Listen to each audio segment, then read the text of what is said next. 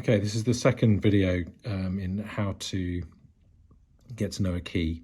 Hopefully you've already watched the one about the major chords. I did outrageously miss out the really important voicing, which is the sus voicing, sus4, suspended fourth on the 5 chord. So that would be G7, sus4. The C there being the sus4.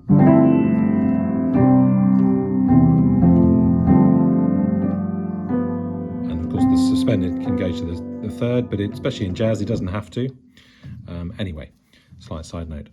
On to minor chords. So the 3 minor chords in C major are the 2, which is D minor,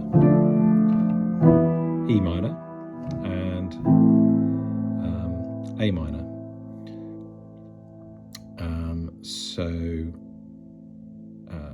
Similar to how we started with the 3 major chords, we can just make up music with those 3 minor chords.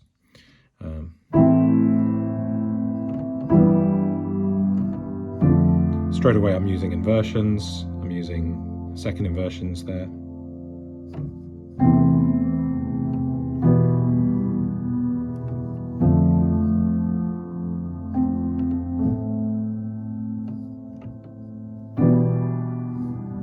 I'm using, what's that, second inversion, E minor with a 7th as well.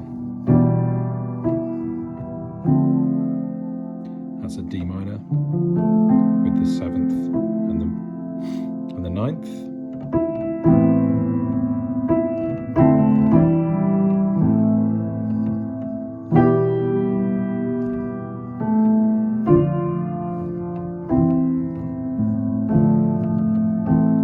Again, you can use the second inversion of the D minor and then go to the root position of the A minor.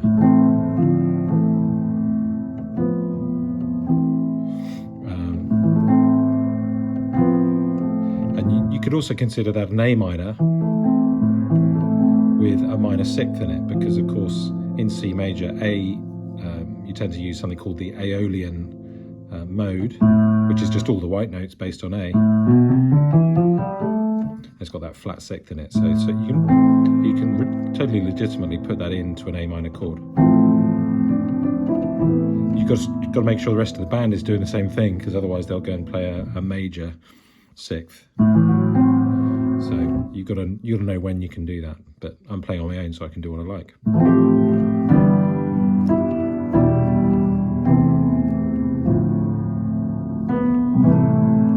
mean, that's nice. That's A minor.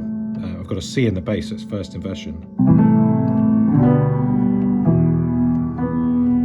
And by the way, I don't normally play like this, but this restriction is forcing me to use everything I can with these 3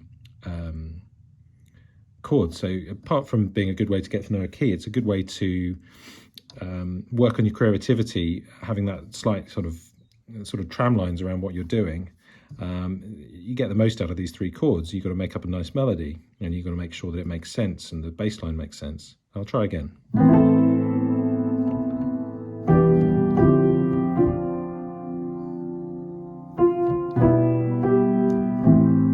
That wasn't so hot.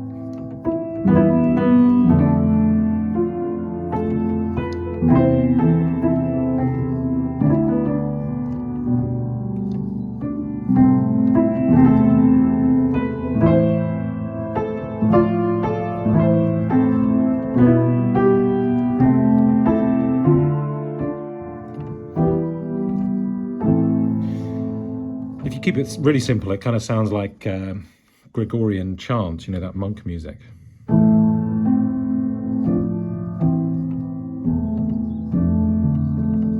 Certainly sounds quite church-like anyway. So again, you can move that into a different key. So if we pick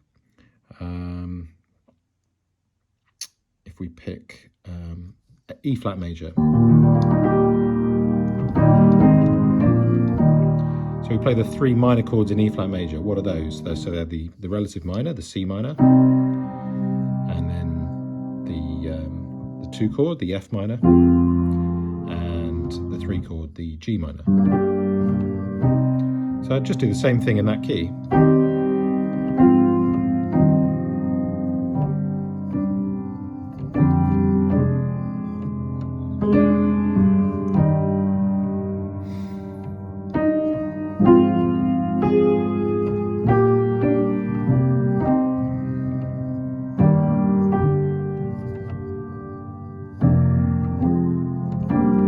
It's interesting how you can do the G minor over the F minor, as long as you resolve it, so it creates a little bit of tension.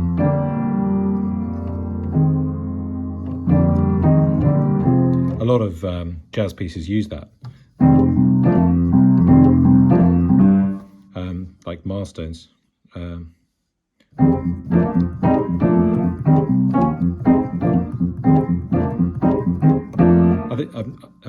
I think it's over a different route, but you know, that's the sort of movement.